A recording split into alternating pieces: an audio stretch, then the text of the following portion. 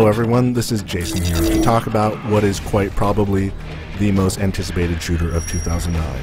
And of course I'm talking about Modern Warfare 2 from Activision and Infinity Ward. Modern Warfare 2 picks up the storyline left over from its predecessor. In the first game you defeated the Russian ultranationalist Imran Zakhaev, but it was at a heavy cost, and the Russian ultranationalist movement is still alive and dangerous, and this time it's being led by a guy named Vladimir Makarov, who is unleashing a wave of terror around the globe. That's where you get to come in. Now if you played a Call of Duty game before, you get to switch between different characters.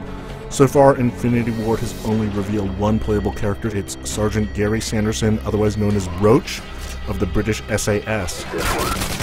Now, aside from the commercials that were shown during the NBA playoffs, the only real gameplay demo we've had comes from E3. The scene is where you see Roach and a buddy who must climb up a mountain in the middle of a blizzard to infiltrate a Russian airbase. Interestingly enough, Roach's buddy in that sequence is Soap McTavish, who was the character you played in the first Modern Warfare.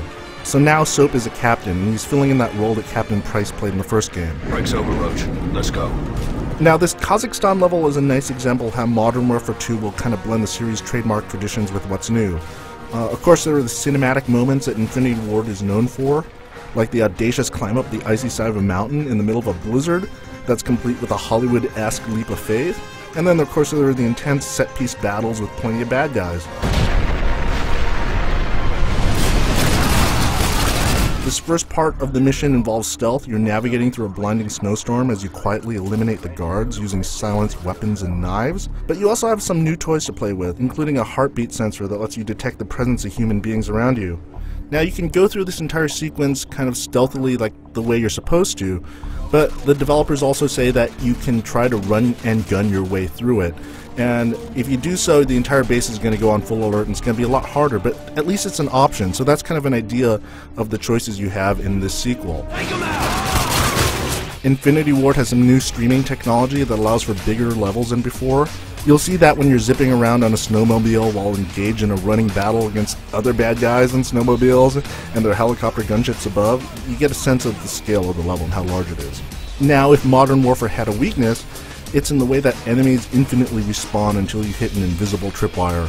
It's a pretty shallow and obvious gameplay mechanic that all the Call of Duty games have featured. Modern Warfare 2 is going to take steps to address that, though Infinity Ward is not giving out details as yet. What is clear is Infinity Ward's desire to make certain that you're not going to mistake Modern Warfare 2 with the first game. All too often when you see a sequel, there's usually an attempt to recycle as many assets as possible from the first game. That's really not the case here. Where the first game was all about dry desert environments, Modern Warfare 2 seems to be set everywhere but the desert. I mean, there's the aforementioned mountain level, there are the slums of Rio de Janeiro, there's some underwater scuba-based levels, and there's even some kind of medieval castle on a cliff near the sea. What is also certain is that we are in for a very long summer of wait. We can expect more details to come out in the coming months as we get closer to the game's November release. And you can expect Modern Warfare 2 to ship on the PC, the PlayStation 3, and the Xbox 360 on November 10th. For the latest up-to-date details on Modern Warfare 2, make sure to keep tuned to IGN.com.